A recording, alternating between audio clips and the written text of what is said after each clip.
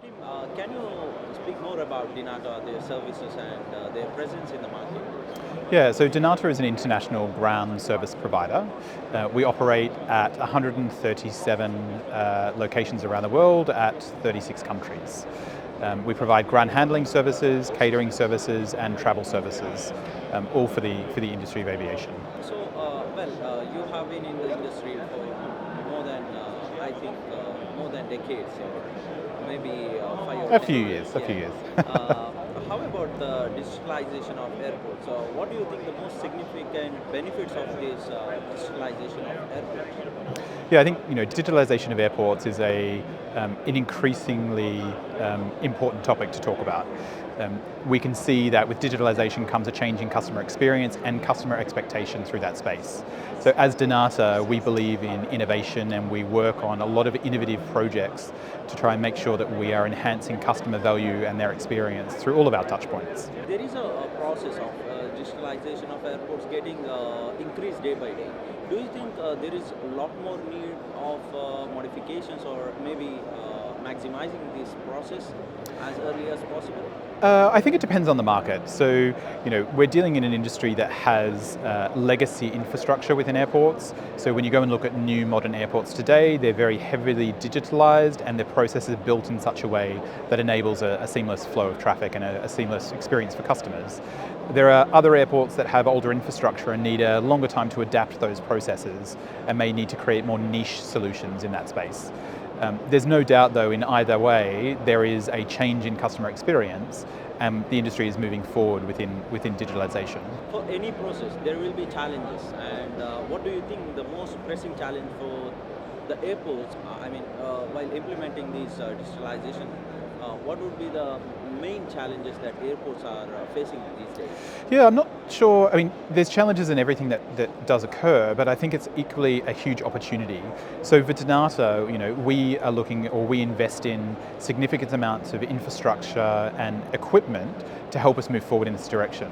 So just as an example, we know that the environment is a critical element for us, and as a responsible organization, we've committed over the next 2 years to invest $100 million in environmental and sustainable initiatives for facilities and equipment.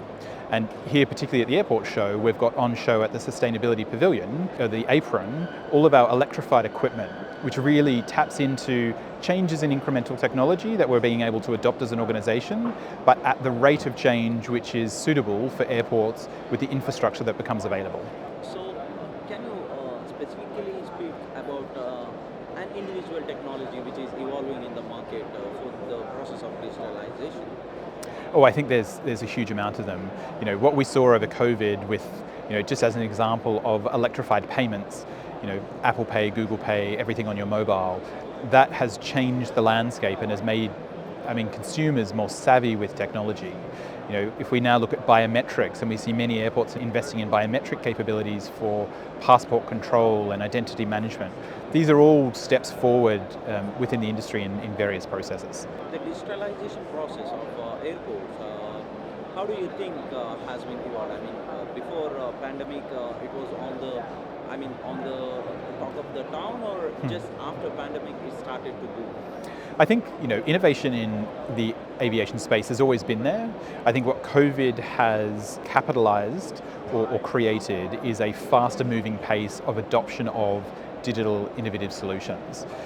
People are a lot more savvy with online meetings and electronic card payments and using facial recognition software on their phones than what they were pre-COVID, where they relied upon legacy processes. Coming back to ground handling things, what do you think, like the traditional ground handling equipments like pushback tugs or tow bars, is it going to be replaced by any other new technologies or new processes? Yeah, as I said, Dnata is already investing significant amounts of capital within its equipment and facilities around sustainability.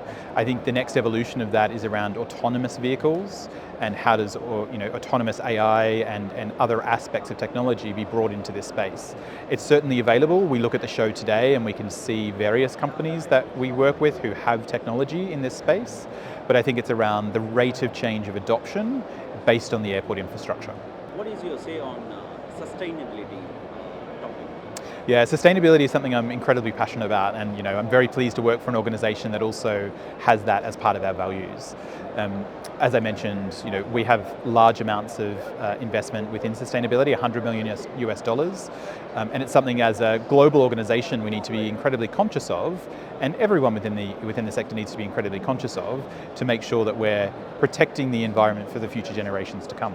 How do you think the countries are progressing in this particular subject? For example, GCA, how about the MENA region? How about the Europe in specific? Yeah, I mean, each country is different. I wouldn't want to comment on their various policies around sustainability. That's not my remit. But I think I'm really proud to be in an organisation that does value that and does push that agenda. Thank you. What is your say? I mean, what is your message for the whole of the aviation industry for coming years? Yeah, I think it's all about reconnecting and making sure that we leverage each other's strengths about moving forward.